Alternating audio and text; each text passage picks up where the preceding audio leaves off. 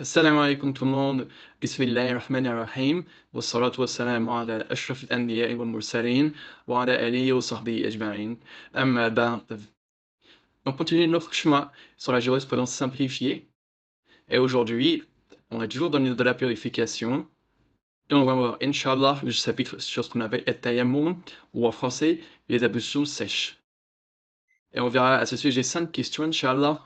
Tout d'abord, qu'est-ce que c'est et quel est leur jugement? Ensuite, quelles sont les conditions du tayammum? Puis, qu'est-ce qui les annule? Qu'est-ce qui annule le tayammum? Et enfin, comment on le fait? Donc, tout d'abord, qu'est-ce que le tayammum? On dit que le tayammum, c'est la manière de se purifier qui remplace les ablutions et le rouge en l'absence d'eau lorsqu'on ne peut pas l'utiliser. Dans la langue arabe, ça signifie el qasd, se diriger vers quelque chose, avoir l'intention de faire quelque chose. Et en jurisprudence, c'est le fait de se diriger vers la surface de la terre pure pour s'essuyer le visage et les mains d'une manière déterminée dans la législation, en le faisant à titre d'adoration voué à Allah. Maintenant, on va voir quel est le jugement du tayammum. En ce qui concerne le jugement du tayammum, il est légiféré sans aucune divergence par les savants. Le tayammum, c'est une permission que Allah subhanahu wa ta'ala a accordée à ses serviteurs par sa grâce et sa bienveillance.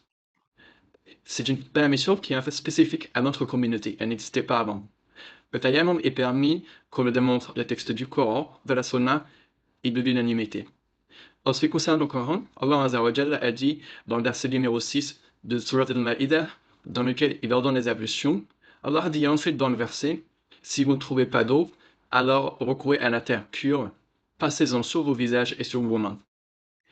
En ce qui concerne les preuves de la Sunna, on trouve la parole du prophète sallallahu alayhi wa sallam qui a dit la terre pure est un moyen de purification pour les musulmans, même s'ils ne trouvent pas d'eau pendant 10 ans. Et si tu trouves l'eau, c'est la passer sur ta peau. Et dans un autre hadith, le prophète sallallahu alayhi wa sallam a dit on m'a assigné la terre comme lieu de prière et comme moyen de purification. Et il y a également beaucoup d'autres hadiths qui ont été rapportés du prophète sallallahu alayhi wa sallam qui nous démontrent que le tayammum est permis. Et les savants sont unanimes quant à la permission du tayammum si ces conditions sont remplies. Et ils sont également unanimes sur le fait que le tayammum remplace la purification avec l'eau, c'est-à-dire qu'il remplace aussi bien les ablutions que le ghusl. Deuxième question maintenant, quelles sont les causes et conditions du tayammum? Le tayammum n'est valide qu'en cas d'incapacité à se purifier avec de l'eau, que ce soit parce qu'il n'y a pas d'eau, ou alors l'eau est présente, mais il y a un risque que l'utilisation de l'eau soit néfaste sur la personne, comme par exemple en cas de maladie ou de grand froid. Et le tayammum doit être accompli sous certaines conditions. Parmi ces conditions, on retrouve celles qu'on doit avoir pour toute adoration, c'est-à-dire tout d'abord l'intention de faire le tayammum et la prière. Ensuite, il faut que l'auteur soit musulman, doué de raison, et qu'il ait atteint l'âge de discernement, c'est-à-dire 7 ans. La cinquième condition du tayammum, qui est spécifique au tayammum, c'est qu'on est dans la capacité à utiliser l'eau. Pourquoi? Parce que l'eau est absente. La preuve à cela, c'est le verset numéro 6 de Surat al-Ma'idah que je viens de citer. Il y a également un hadith d'Ahmad ibn Hussein qui a dit que le messager d'Allah a un jour vu un homme en retrait qui n'allait pas prier avec les gens. Il lui a alors demandé qu'est-ce qui t'a empêché de prier avec les gens? Il a répondu ô messager d'Allah, je me trouve en état de janaba, donc en état de grande impureté et il n'y a pas d'eau. Le prophète sallallahu alayhi wa sallam lui a alors dit on recourt à la terre, ceci est suffisant. J'attire par contre l'attention que l'on va avoir recours au tayammum uniquement après avoir cherché l'eau. J'insiste sur le point parce que certaines personnes vont un peu se laisser aller à la facilité. Au moment de la prière, par exemple, cette personne ne verra pas d'eau autour d'elle à proximité, elle va s'empresser d'avoir recours au tayammum et de prier sans même faire l'effort de chercher si elle a l'eau autour de lui ou pas, autour d'elle ou pas. Et ça, c'est une erreur. Il faut vraiment chercher l'eau au préalable. Et même s'il le faut, pour se purifier, s'il le faut, il faut acheter l'eau. Quand on dit absence d'eau, il y a aussi l'eau qui n'est pas accessible. Par exemple, une personne qui est malade et qui est dans l'incapacité de se lever pour aller à la salle de bain et faire ses ablutions. Si on a pris un arrive et c'est une personne pour l'aider à se rendre dans la salle de bain pour se purifier, alors elle a le droit de faire le tayammum. La deuxième condition qui offre dans cette incapacité à utiliser l'eau, c'est que l'eau se représente, mais qu'il y a un risque pour la personne. Par exemple, en raison d'une maladie. C'est-à-dire qu'une maladie sera aggravée par l'utilisation de l'eau, ou bien l'utilisation de l'eau va retarder la guérison. Le verset mentionne clairement si vous êtes malade. Il y a également un hadith d'un homme qui était blessé à la tête et à qui certains ont ordonné de quand même se purifier avec de l'eau. Il est mort à cause de l'utilisation de l'eau sur sa blessure. Le prophète sallallahu alayhi wa sallam les a très sévèrement réprimandés et a dit ils l'ont tué, qu'Allah en ait tué. Pourquoi n'ont-ils pas interrogé alors qu'ils ne savaient pas? En effet, le remède de l'ignorance est le questionnement. Par contre, si la personne n'est pas malade, mais qu'elle a quand même peur de tomber malade si elle se purifie avec de l'eau, en raison d'un grand froid par exemple, alors dans ces situations, elle aura droit d'abord recours au tayammum.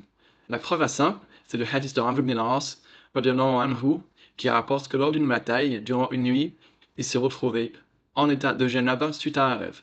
Et cette nuit, c'était une nuit très froide, et il a craint pour sa personne s'il faisait le ghusl avec de l'eau. Il a donc fait un tayammum. Ensuite, ils se sont levés pour faire la prière du Fajr avec ses compagnons, et c'est lui qui a guidé la prière. Quand ils sont revenus vers le prophète sallallahu alayhi wa sallam, ils lui ont raconté ce qui s'était passé, et le prophète sallallahu alayhi wa sallam l'a approuvé. La sixième condition, c'est de faire le tayammum avec de la terre pure. On va donc exclure une terre qui est impure, c'est-à-dire par exemple celle qui a été souillée par de l'urine. Au milieu, avec une sorte de terre qui colle un peu à la peau. Ibn Abbas radiallahu anhu a dit As-Sa'id, c'est la terre des champs. At-Tayyib, ça veut dire pur.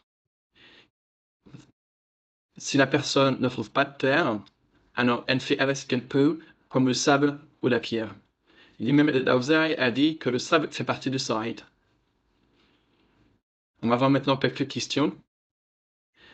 Quelles sont les sortes de terre qu'on peut utiliser? Comme je viens de dire à l'instant, on a droit à toutes sortes de terre qui s'appellent Sa'id, donc qui ressort à la surface de la terre et qui a pour origine la terre. On fait donc entrer dedans la terre normale, qu'elle soit humide ou sèche, le sable, les pierres. Par contre, si une substance sur le sol n'a pas pour origine la terre, on n'a pas le droit de l'utiliser pour le tayammum, comme par exemple le goudron ou l'asphalte qu'on utilise pour les routes. Autre question, est-ce qu'on peut utiliser les murs des constructions actuelles, c'est-à-dire passer sa main sur un mur? Ça va dépendre en fait de quoi est recouvert le mur. Si c'est un mur en briques, par exemple, oui, ça sera possible, parce que les briques sont faites en un matériau qui vient de la terre. Par contre, si le mur est recouvert d'ondulés de peinture, non, c'est pas possible. On va passer maintenant à la troisième question, qui est qu'est-ce qui annule le tayammum? Il y a trois catégories. La première, c'est ce qui va annuler les ablutions ou le ghusl. Donc, tout ce qui annule les ablutions ou le ghusl annule également le tayammum. Comme on l'a vu dans un cours précédent, si une personne fait ses besoins, par exemple, ses ablutions sont annulées. De la même manière, si elle fait le tayammum pour se purifier, puis elle fait ses besoins, son tayammum sera annulé. Elle devra se purifier à nouveau. En faisant le tayammum, si elle remplit toujours les conditions pour y avoir recours, ou sinon, elle va utiliser l'eau. Deuxième chose qui annule le tayammum, c'est la présence d'eau si la personne y a eu recours en raison de son absence. En effet, on a vu qu'il était légiféré et autorisé d'avoir recours au tayammum en absence d'eau. Donc, une fois que l'eau est présente, une fois que l'eau est accessible pour celui qui n'y avait pas accès, le tayammum est annulé. La preuve à ça, c'est le hadith qu'on a mentionné précédemment, dans lequel le prophète sallallahu alayhi wa sallam a dit la terre pure est un moyen de purification pour le musulman, même s'il ne se trouve pas d'eau pendant 10 ans. Puis une fois qu'il trouve l'eau, qu'il la fasse toucher sa peau. Donc, une fois que l'eau est présente, une fois qu'on a trouvé l'eau, le tayammum est annulé, et si la personne souhaite prier, elle devra se purifier avec l'eau. On a maintenant quelques questions.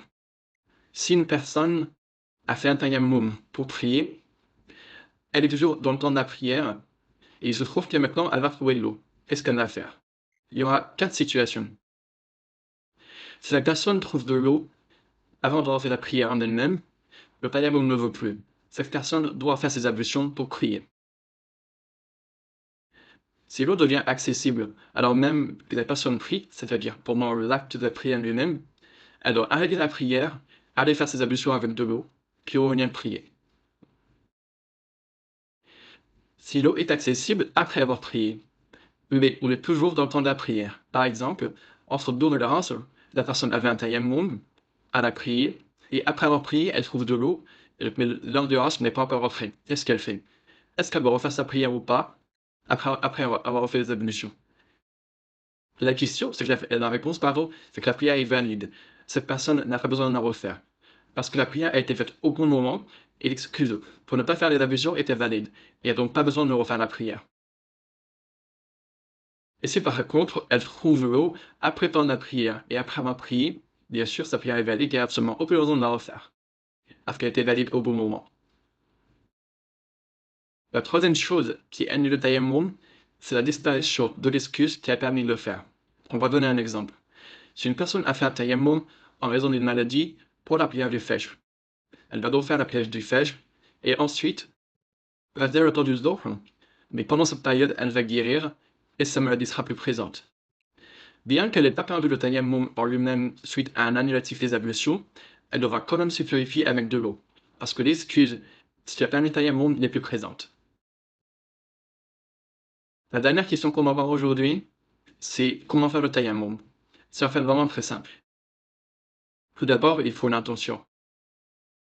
Ensuite, on dit Bismillah. Ensuite, on tape avec les deux mains sur le sol une seule fois.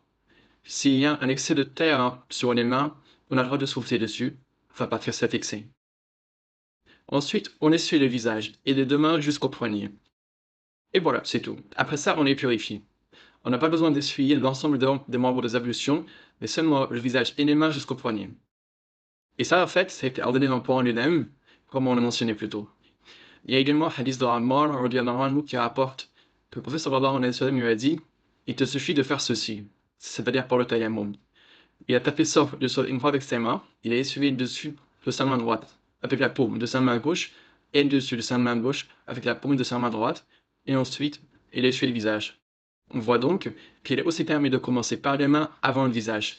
Donc l'ordre n'est pas une condition de validité. L'essentiel, c'est de s'essuyer le visage et les mains après avoir posé ses mains au sol une fois. Voilà, alhamdulillah, c'est tout pour aujourd'hui. Barakallahu li wa lakum. On se retrouve très bientôt pour une prochaine vidéo, Inch'Allah. Assalamu alaikum wa rahmatullahi wa barakatuh.